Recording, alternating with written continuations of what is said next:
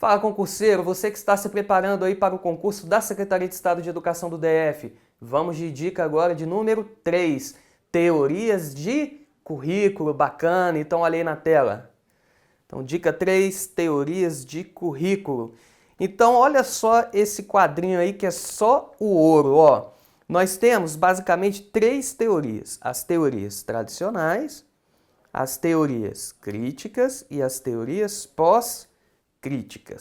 As teorias tradicionais, elas surgiram basicamente a partir de 1918, tendo como referência inicial a figura de Franklin Bobbitt, ao publicar uma obra clássica denominada De Curriculum. Além de Bobbitt, nós também temos a figura de Ralph Tyler.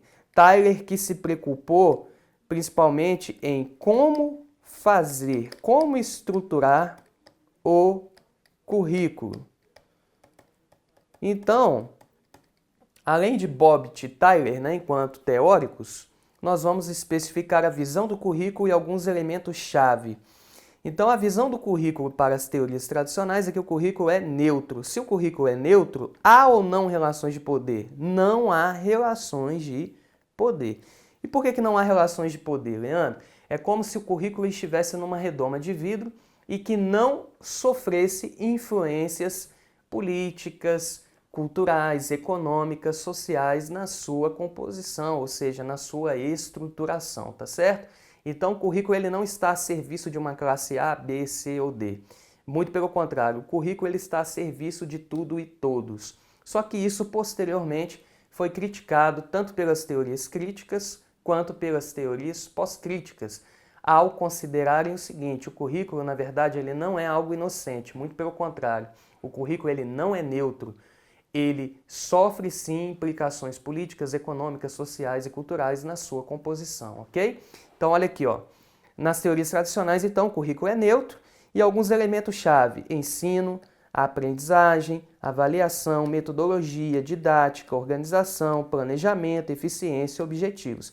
Então, apareceram esses elementos-chave, os mesmos deverão estar associados às chamadas teorias tradicionais. Já as teorias críticas surgiram a partir dos anos 60, na Europa, e nós temos como grandes referências Apple, Young, Bernstein, Freire, Giraud, Bourdieu, Passeron, Althusser, dentre outros, mas estes são os principais aqui para a sua prova.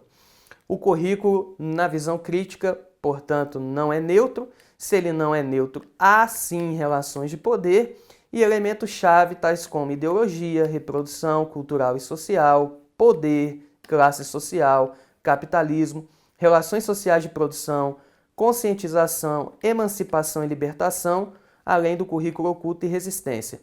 Todas elas temáticas vinculadas à abordagem marxista, até porque as teorias críticas elas vão fazer uma análise crítica da sociedade de maneira ampla, nas questões sociais, econômicas e políticas, tendo uma forte influência da abordagem marxista. E, por fim, as teorias pós-críticas, temos como algumas referências, como Foucault, Derrida, Deleuze, Morin, Guattari. O currículo, assim como as teorias críticas, ele não é neutro, ou seja, há relações de poder, observando que as teorias pós-críticas também podem ser denominadas na prova de teorias multiculturalistas. Então, se aparecer lá na tua prova, teorias multiculturalistas, é o mesmo que teorias pós-críticas, tá certo? Aí aqui os elementos-chave, ó, corta para cá: identidade, alteridade, diferença, subjetividade, multiculturalismo, gênero, raça, etnia e sexualidade. Indico para vocês, ó, dica importante, a leitura da introdução do livro de Tomás Tadeu da Silva. Qual é o nome do livro, Leandro? Documentos de Identidade, tá certo? Então, leiam a introdução desse livro que vai tratar justamente sobre esses elementos-chave de cada uma destas três teorias de currículo. E por que documentos de identidade? Porque é o livro das bancas em matéria de teorias de currículo, tá legal? Vamos ver como é que isso daí já caiu em prova? Olha aqui, ó. Questão: julgue os itens a seguir de acordo com as teorias tradicionais, críticas e pós-críticas de currículo. Item 1. Ensino, planejamento e eficiência. São conceitos enfatizados pela teoria tradicional de currículo. Vamos lá na tabela, ó.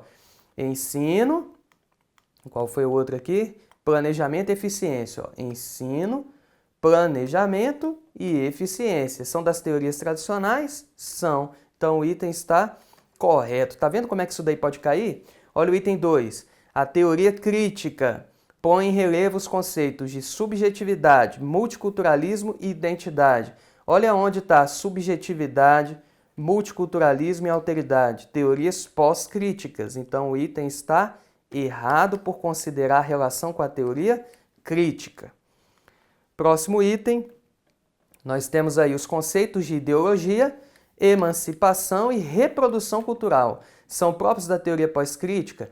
Ideologia, emancipação e reprodução cultural, ó, reprodução cultural e emancipação estão nas teorias críticas. Portanto, o item está errado por associar às teorias pós-críticas.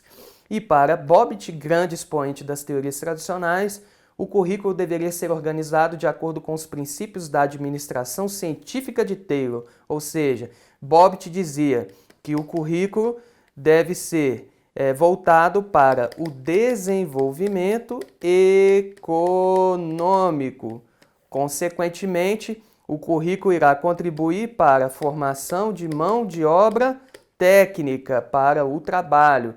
E isso tem uma relação direta com a teoria da administração científica, também denominada de Taylorismo. Então, sempre que fizerem essa associação entre Bobbitt, as teorias tradicionais, e a administração científica de Taylor, também caracterizado como Taylorismo, o item estará devidamente correto, tá certo? Então vamos destacar aqui, ó, certíssimo o item 4. Com isso a gente finaliza aí a dica de número 3, uma diquinha um pouquinho mais extensa, mas tamo junto aí, tá certo? Grande abraço e assista a dica de número 4 que vem logo a seguir. Até mais!